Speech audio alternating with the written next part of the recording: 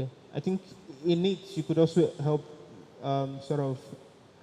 You've answered it a bit in explaining an advocate, but if you could also help us give us practical examples, maybe from your experience, of how we can identify that this is the role that this set of people occupy. And I'm tempted to ask a follow-up question: how do we? Because but this one is particular to the advocate. How do we not drive our advocate away? How? Okay. So how? Why we should not drive our advocates away? How do we not drive our advocate How away? do we not drive our advocates I think away? we should start from there while we break down the other two Okay. categories. So the how. The how is always very easy. Not to drive him away or drive her away. Just keep improving on what, there's something they call Kaizen, continuous improvement. Continue to improve on what you already know. Continue to take big risks. Continue to relearn, unlearn, relearn, all those things, right? Continue to reach out to he or she. Continue to give the person an update on what is happening to you, right? That is the how. Because if you leave a gap, no conversation, no communication, at some point in time, he may just lose that interest in you. Okay? So always be that individual, you call it follow-up or just updates, keep reaching out. Because there's always what we call, what is this word now? You being visible to the individual. There's a particular term that we use, top of mind. Being top of mind of that individual. So try as much as possible to be top of mind for that individual so that when there are opportunities, you come to mind first when it gets to you in terms of that particular opportunity that arises. Now, the other question is, who are your allies? Who are your acquaintances? Your allies are your classmates, right? And I'm going to use a typical example of elections that happen in school, departmental elections and the student union elections. When you are going for an office at a department level, especially at the president level, I think there's a criteria.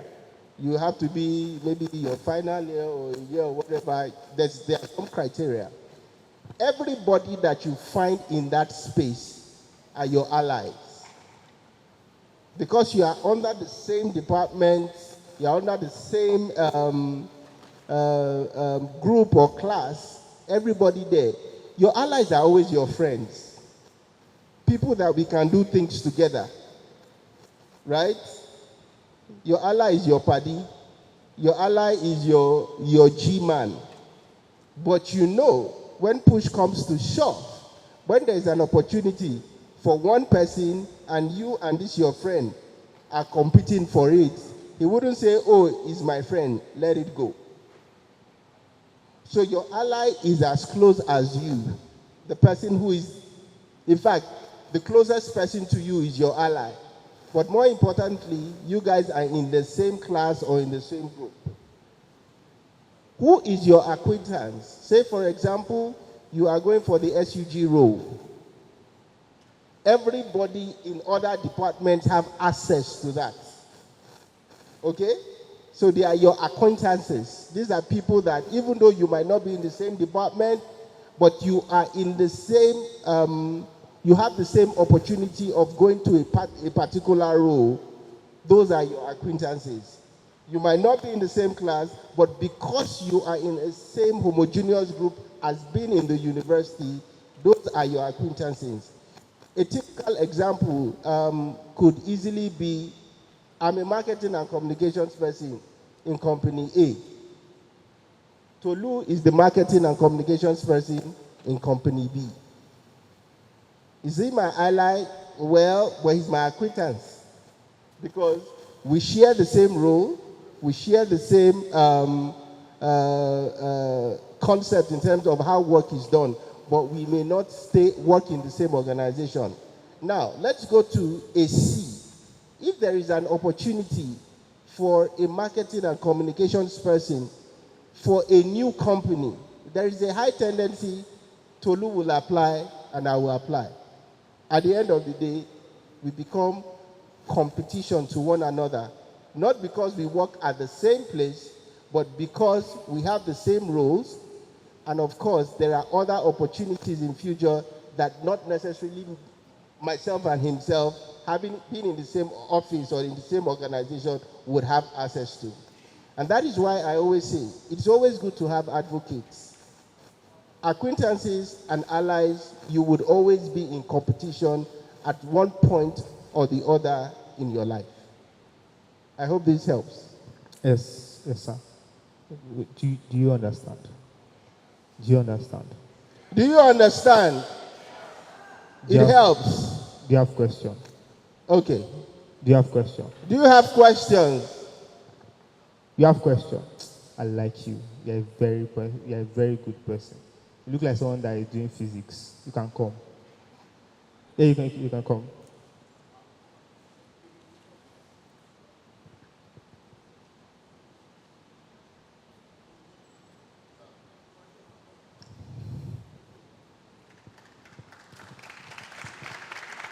So, he mentioned that you should give an example of that advocate relationship in your life. I would just like to hear that from you. Like you getting that kind of advocate person in your life, that relationship and what he did for you, like a real example of that advocate in your life. I would like to hear that. You want a typical example of who an advocate for me? Yeah, from your experience. Okay. I'll use two examples. The first is the one that I said when I was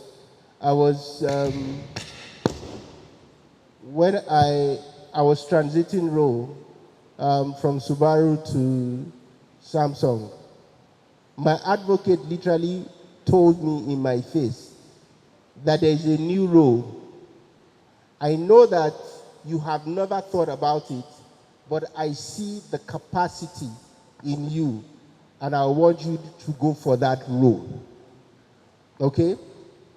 That is one person. The person's name is, I said it, Funke Intekim Michael. If you're on LinkedIn, you can go check it out. She gave me an opportunity. She spoke on my behalf. And at the end of the day, I got the role. That is one. There is a second person. His name is Olayinka Oni. He's the COO of Sterling Bank. Right? There was a situation then. We were in Microsoft. And at the leadership level, they were a little bit uncertain how there was a problem and they didn't know how they would navigate it. And he said, why are we all trying to resolve a particular issue? Speak to Yemi, he will get this done. He spoke about me in a leadership team meeting. I wasn't there.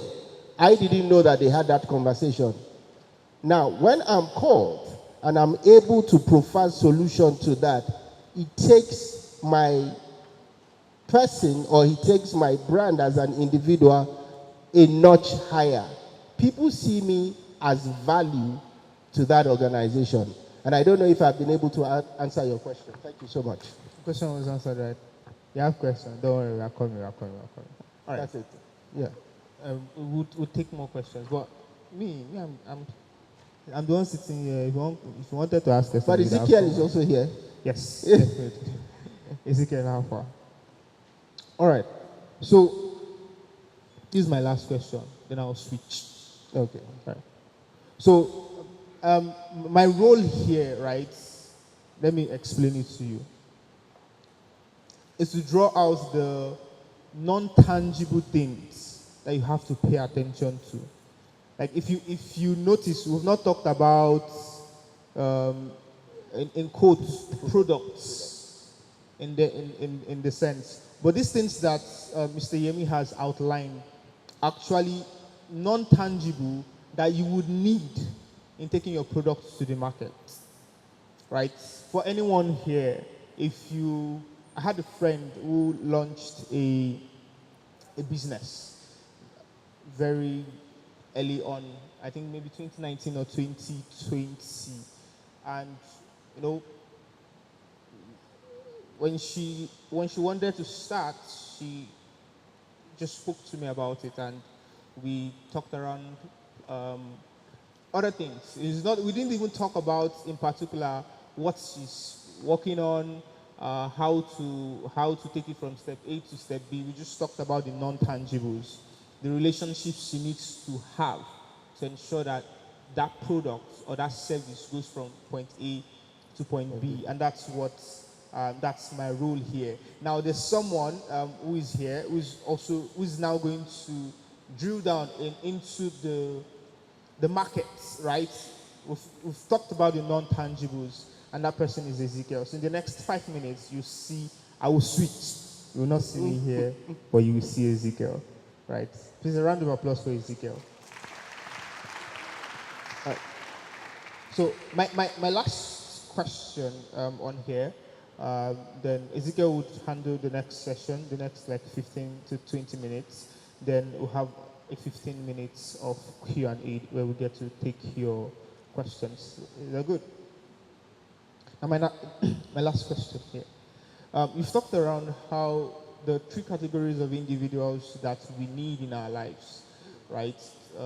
Which again borders on things that we can't see.